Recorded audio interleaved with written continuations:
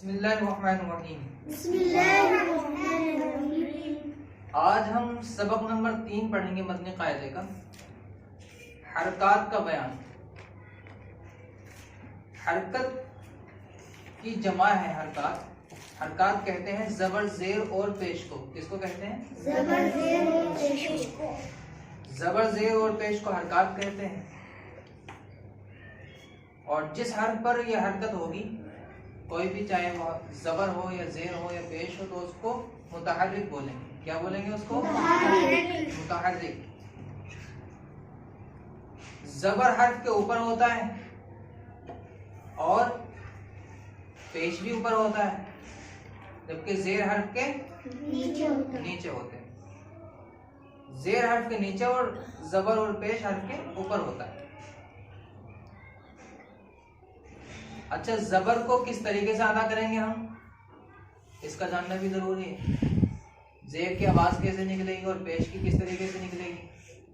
तो जबर आवाज और मुंह खोल करके अदा करेंगे, ठीक है? मुंह और आवाज खोल के अदा होगा और जेर आवाज को नीचे गिराकर, जैसे बा जेर बी, नीचे की तरफ ई, तो जेर में ई की आवाज आती है। जबर में जैसे बा जबर बा, आ, वो भी खुल गया और आवाज भी सीधी सीधी निकल रही, आ।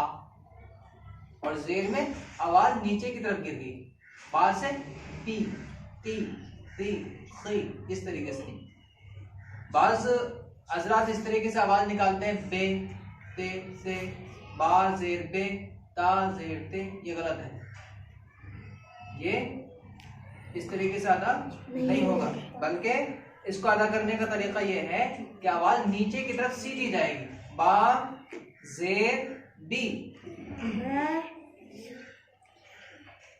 और पेश होठों को गोल करके अदा होता है।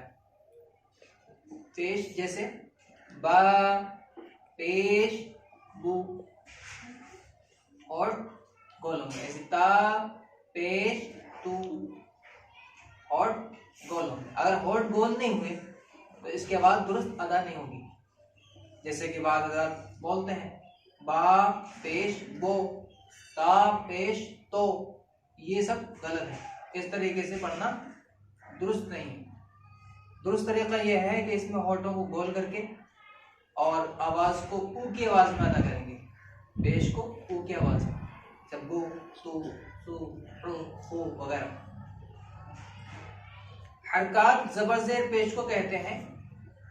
हरकत जब किसी हर्फ पे आ जाए तो उस हर्फ को बगैर खींचे और बगैर झटका दिए मारूफ पढ़ेंगे। बगैर खींचे बगैर झटका दिए पढ़ेंगे, खींचेंगे नहीं। जैसे पहले हर्फ बोलेंगे, मिसाल के तौर पे बा, ये हर्फ की मिकदार हुई, एक अलिफ खींच के इस हर्फ को अदा करना है, बा, ये हर्फ का नाम हो गया। अब हमने जबर लगाया या जेर या पेश, मसलन जबर लगाया जबर बा, अब नहीं खींचेंगे इसको, ऐसे ता जबर ता, ऐसे जीम जबर जा, जेर लगाए जीम जेर जी। इस तरीके से मारूफ अदा करेंगे। मारूफ का मतलब यह है कि वो पेश की आवाज को ओ के साथ अदा नहीं करना और जेर की आवाज को ए के साथ अदा नहीं करना, बल्कि जेर की आवाज में ई बोलना है सीधा, बी ती सी, और पेश की आवाज में ऊ बोलना है, जैसे बू तू सू खू वगैरह। अलिफ पर जब कोई हरकत या इस पर जज़म आ जाती है, जब अलिफ साकिन हो जाता है या मुतहर्रिक हो जाए, तो उसको हमजा कहते हैं। क्या कहते हैं उसको? हमजा। हमजा कहते हैं। जैसे हमजा जबर अ, हमजा जेर ई, हमजा पेश ऊ। रा पर जबर या पेश आ जाए, रा को पुर पढ़ने की सूरत और भी हैं जो आगे इंशाल्लाह आप हज़रात सीखेंगे, लेकिन अभी खास तौर पर जो मखसूस सूरत है वो ये है, इसको समझ लें आप। कि अगर रा पर जबर या पेश हो तो उसको पुर पढ़ेंगे और रा के नीचे जेर होगा तो उसको बारीक पढ़ेंगे। और भी इसके बारीक और पुर पढ़ने की सूरत आती हैं, तो इंशाल्लाह आगे हम सीखेंगे। तो ये मतनी कायदे का सबक नंबर 3 की इस्तिलाहात और उसके कवायद हो गए। अब इंशाल्लाह हम यहाँ से मश्क शुरू करेंगे।